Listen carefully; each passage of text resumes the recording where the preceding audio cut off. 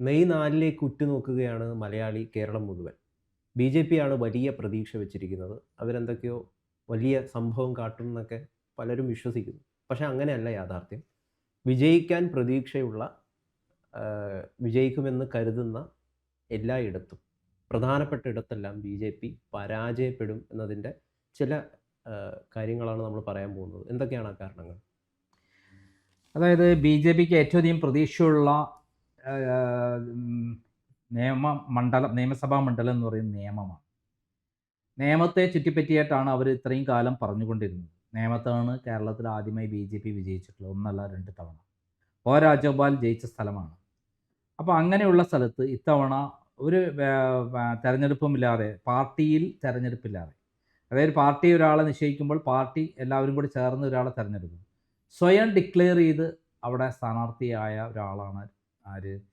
നമ്മുടെ രാജീവ് ചന്ദ്രശേഖർ.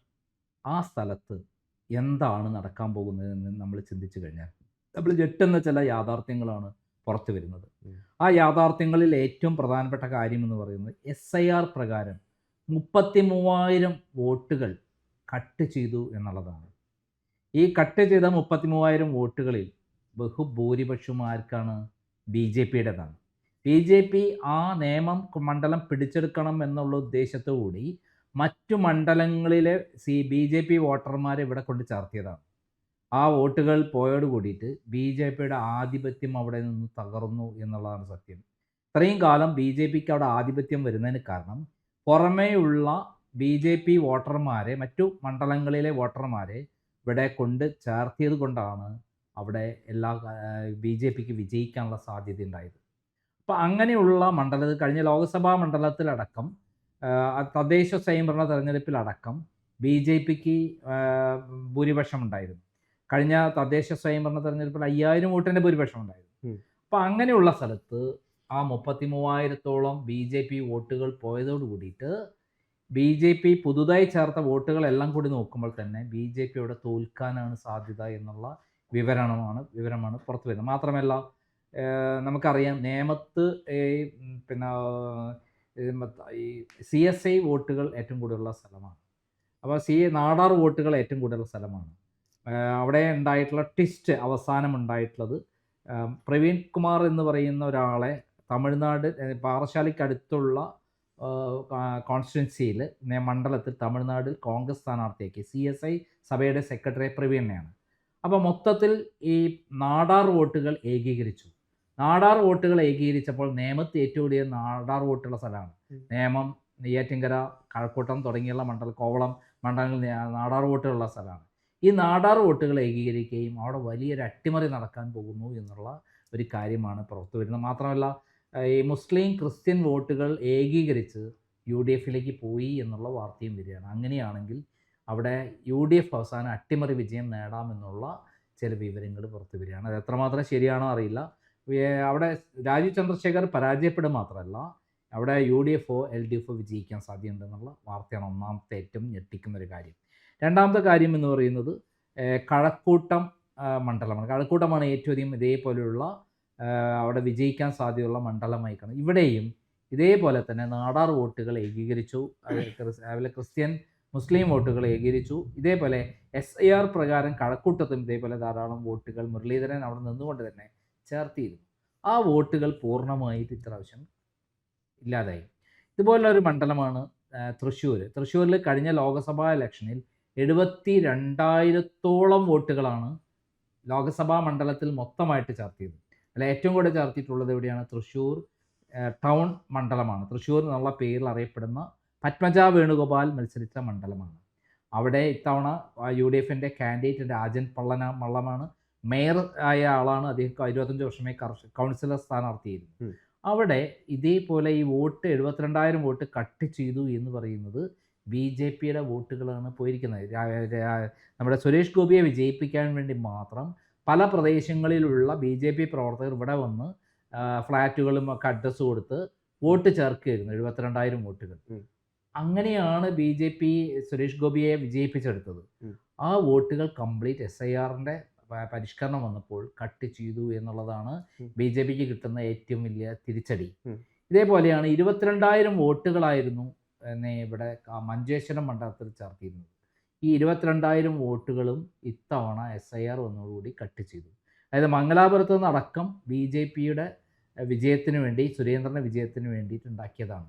അവിടെ അത് കംപ്ലീറ്റ് ആയി പോയതോടു കൂടിയിട്ട് ഇത്തവണ BJP അവിടെ ദയനീയമായി പരാജയപ്പെടുന്നു. സുരേന്ദ്രൻ ദയനീയമായി പരാജയപ്പെടുന്നു.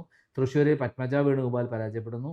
അതേപോലെ നേമത്ത് നമ്മുടെ രാജീവ് ചന്ദ്രശേഖരൻ പരാജയപ്പെടുന്നു എന്നുള്ള വിവരങ്ങൾ പുറത്തു വരികയാണ്. ഇത് ഞെട്ടിക്കുന്ന സംഭവം ശരിക്കും തന്നെയാണ്. ഞെട്ടിക്കുന്നതാണ്. BJP അനുഭാവികളെ, BJP പ്രവർത്തകരെയൊക്കെ വലിയ നിരാശയിലാഴ്ത്തുന്ന ഒരു ഞെട്ടിപ്പിക്കുന്ന സംഭവമാണ്. നമ്മൾ അപ്പം കേട്ട അതായത് അവർ പ്രതീക്ഷ വെക്കുന്ന വലിയൊരു വിജയം അപ്പം ഉണ്ടാകില്ല എന്നാണ്.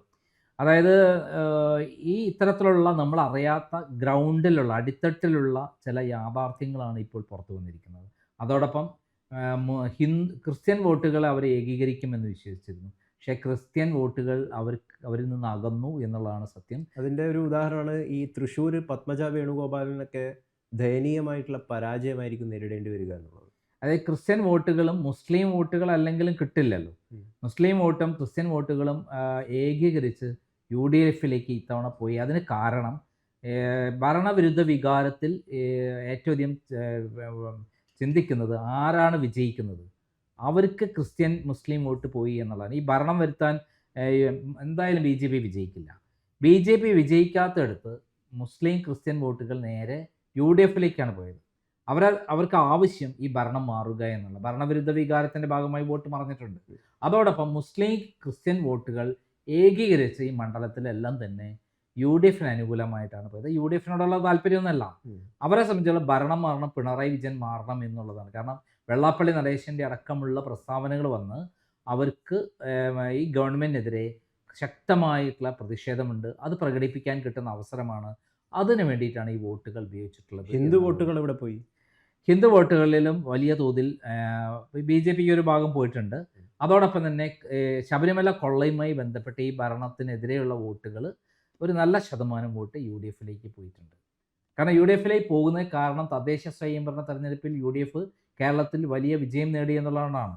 കാരണം അവർ ഏകദേശം 90 വോട്ട് സീറ്റുകൾ എത്താവുന്ന രൂപത്തിൽ കഴിഞ്ഞ തദ്ദേശ സ്വയംഭരണ തെരഞ്ഞെടുപ്പിൽ വോട്ട് അവരിലേക്ക് മാറി. അത് തദ്ദേശ സ്വയംഭരണ തെരഞ്ഞെടുപ്പ് വലിയ വിജയമാണ്. 4 കോർപ്പറേഷനും അതേപോലെ 60ഓളം മുനിസിപ്പാലിറ്റികളും അതേപോലെ 530ഓളം ഗ്രാമപഞ്ചായത്തുകളും അവരെ കയ്യിലേക്ക് പോയതോടുകൂടി അവരാണ് ഭരണത്തിൽ വരാൻ സാധ്യത എന്ന് മനസ്സിലാക്കി ശബരിമല സ്വർണ്ണക്കൊള്ളയിലടക്കം പ്രതിഷേധമുള്ള ഹിന്ദുക്കൾ വോട്ടും ഒരു പരിധിവരെ UDFിലേക്കാണ് പോയിട്ടുള്ളത്. BJPയിലല്ല. BJP ആയിരുന്നു ഭരണത്തിൽ വരുന്നത് എന്ന് തോന്നിയിരുന്നെങ്കിൽ ഭരണത്തിൽ അവർ വോട്ട് ചെയ്യും എന്നുള്ളതാണ് ഗ്രൗണ്ടിൽ നിന്ന് കിട്ടുന്ന കാര്യങ്ങൾ. ഇത് തീർച്ചയായും BJPയുടെ സാധ്യതകളെ ഇല്ലാതാക്കുന്നതാണ്. ഈവൻ പാലക്കാട് പോലും ഇതിൻ്റെ എഫക്റ്റ് ഉണ്ട് എന്നുള്ളതാണ് പറയപ്പെടുന്നത്. അത് വന്നു കഴിഞ്ഞാൽ തീർച്ചയായിട്ടും നമ്മൾ ചിന്തിക്കുന്ന തരത്തിലല്ല ട്രെൻഡ് പോകുന്നത്.